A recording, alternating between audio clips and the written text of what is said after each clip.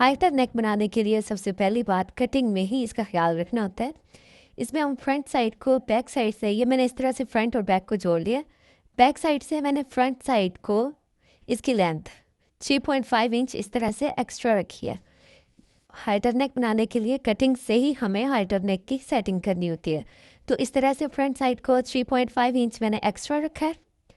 इस तरह से ये साइड बैक की और फ्रंट की फोल्डिंग वाली साइड है, और इस तरह से मैंने फ्रंट को 3.5 इंच एक्स्ट्रा रख दिया। उसके बाद हम इसके शोल्डर की और इसकी बाकी कटिंग करते हैं। यहाँ से सबसे पहले जो 3.5 इंच एक्स्ट्रा रखा है, यहाँ से विड्थ में भी 3.5 पे इस तरह से निशान लगाया, और यहीं से लेंथ में भी। ठीक है, ये इस तरह से ये बॉक्स बना लेना है इसको। ये हमारा इस तरह से बॉक्स आ गया। अब यहाँ से नीचे से हम अपने तीरे की और शोल्डर आर्म होल की कटिंग करते हैं। तो ये हमारा बॉक्स आ गया। इसके बाद आगे से इसकी कटिंग करते हैं। कटिंग मैं डिटेल में नहीं बताऊंगी, यहाँ से बस मैं आपको हाइटर नेक की डिटेल बताऊंगी। यहाँ से मैंने इसका तीरा ले लिया, इससे आगे यहाँ पे चेस्ट का मार्कर आया। यहाँ से मैं इसकी आर्म होल की कटिंग कर लूँगी, और ये जो आ रहा है यहाँ से इसको डीप करके ये हमारा इस तरह से तीरा आ जाएगा। तो कटिंग करने के बाद मैं आपको इसको दिखाती हूँ। ये यहाँ से इस तरह से ये बॉक्स आ गया हमारे पास, 3.5 इंच का स्क्वायर बॉक्स आ गया। ठीक है, ये इस तरह से फ्रंट, ये बैक हमारी आ गई है, और उसके बाद ये इस तरह से इसकी फ्रंट आ गई है। अभी इसके लिए मैं फ्यूजिंग पे इसके नेक की कटिंग करूँगी। ये मैंने फ्यूजिंग पेपर का पीस ले लिया। ये इसकी विड्थ है मेरे पास 7.5 इंच, और इसकी लेंथ है मेरे पास 13 इंच। इसको इस तरह से फोल्ड किया, ये इस तरह से, और यहाँ पे निशान लगाना है। अब यहाँ से ये फोल्डिंग वाली साइड से 2.5 इंच, 2.25, यहाँ पे आप 2.5 भी रख सकते हैं।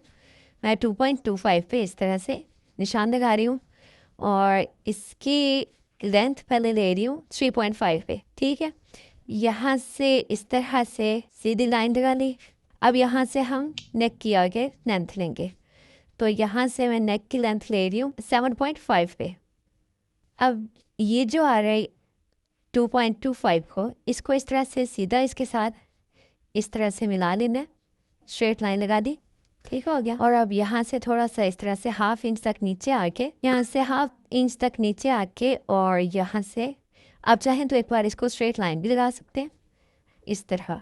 ये जो आ रहा है 1/2 इंच नीचे तक, इसको इस तरह से मिला के और फिर यहाँ से शेप दे सकते हैं। ये इस तरह से अंदर की तरफ इस तरह से इसको कर्व दे देंगे। ठीक है, अब यहाँ से भी इसकी कटिंग कर लूँगी, ये इस तरह। तो यहाँ से इसकी कटिंग कर ली। यहाँ से आप चाहें तो वी शेप भी दे सकते हैं, लेकिन मैं इसको यहाँ से इस तरह से कर्व शेप दे रही हूँ। अब यहाँ पे साइड पे 1 इंच का मार्जिन रखते हुए इसकी साइड से इस तरह से इसको कट कर लिया। ये इस तरह से हमारे नेक की कटिंग कंप्लीट हो गई है। ये इस तरह से आ गया। अब इसको मैं अलग से कपड़े के ऊपर पेस्ट कर लूँगी। अब ये मैंने फ्यूजिंग को इस तरह से कपड़े के ऊपर, अलग से कपड़े के ऊपर पेस्ट कर लिया, और अब इसके बाद यहाँ से इस तरह से कपड़े को फोल्ड करते हुए इसको इस तरह से पूरे राउंड में स्टिच कर लूँगी। यहाँ से इस तरह से इसके पूरे राउंड में कपड़े को फोल्ड करके स्टिच करूँगी। अब यहाँ से मैंने इसको साइड से इस तरह से स्टिच कर लिया, और अब यहाँ पे इस तरह से फ्रंट को रखा। ये फ्रंट का जो एक्स्ट्रा पार्ट था इस तरह से, और इसको इसके ऊपर इस तरह से सेट करना है दरमियान में। ये दरमियान को मैंने कट लगाया, तो इसको इस तरह से दरमियान में इस तरह से सेट करके इसकी पूरी बाउंड्री पे इस तरह से फ्यूजिंग के साथ साथ इसको स्टिच कर लूँगी।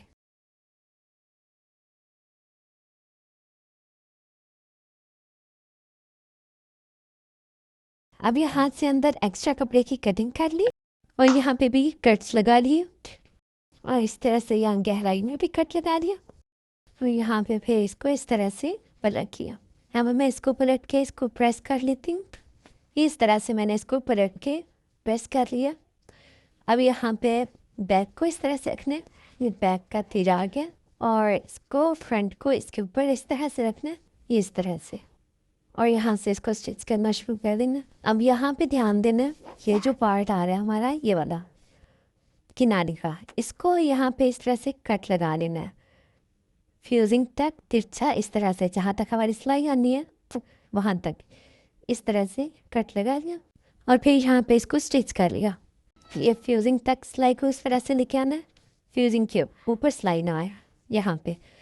और यहाँ से आप इसको इस तरह से पलट देना है, इस तरह से। और यहाँ पे ये हमारा दरमियान आ रहा है, तो यहाँ पे मैं कट लगा देती हूँ और इसको इस तरह से करके फिर इसके साथ साथ सिलाई लगा लूँगी। इसके साथ साथ इस दरमियान वाले कट तक सिलाई लगानी है। मैं आपको इसको इस साइड से दिखा देती हूँ। ये हमारा दरमियान का ये निशान आ रहा है और दरमियान तक यहाँ तक मैंने इसको स्टिच कर लिया। इसी तरह से दूसरी साइड से भी ये आ रहा है, तो यहाँ पे इसको इस तरह से तिरछा करके फ्यूजिंग तक इस तरह से कट लगा लिया। ये देखिए, ये जहाँ तक ये आ रही है फ्यूजिंग, यहाँ तक इसको मैंने इस तरह से कट लगा दिया। और इसको भी इस तरह से रखना है, यहाँ से इस तरह से इसको इस तरह से जोड़ के यहाँ पे और यहाँ से इस तरह से करके। अब ये जो आ रहा है इसको जो एक्स्ट्रा था इसको इस तरह से पीछे की तरफ मोड़िए और यहाँ से इसको इस तरह से रख के यहाँ से सिलाई को स्टार्ट किया और इस तरह से पूरी सिलाई डालूँगी। यहाँ से इस तरह से सिलाई को स्टार्ट किया। अब ये जो आ रहा है इसको इस तरह से खोल के इसको भी अब यहाँ से ये जो दोनों आ रहे हैं इनको इस तरह से खोला, इसको भी इस तरह से, और यहाँ से ये हमारा ये इस तरह से आ रहा है और यहाँ से इसको इस तरह से स्टिच कर देना। ये इस तरह से इसको स्टिच कर लिया और अब यहाँ से इसको इस तरह से ये इस तरह से खोल के और ये जो दबाव का कपड़ा आ रहा है इसको इस तरह से अंदर की तरफ करके इसको इस तरह से फोल्ड कर देना और यहाँ से इसको मैं हैंड स्टिच करूँगी। और यहाँ पे ये जो कपड़ा आ रहा है बैक का इसको भी यहाँ से कट लगाया और यहाँ से इसको इसके अंदर कर देना और इस तरह से इसको सारा यहाँ पे हैंड स्टिच कर लूँगी। हैंड स्टिच करने के बाद ये हमारी आ गई नेक लाइन की फाइनल लुक। अगर आपको वीडियो हेल्पफुल लगी है तो वीडियो को लाइक कर दें और अगर हमारे चैनल पे न्यू है तो चैनल को सब्सक्राइब कर लें और नेक्स्ट आने वाली वीडियो की नोटिफिकेशन के लिए बेल आइकन को ऑल पे कर दें। Thanks for watching. मिलते हैं नेक्स्ट वीडियो के साथ।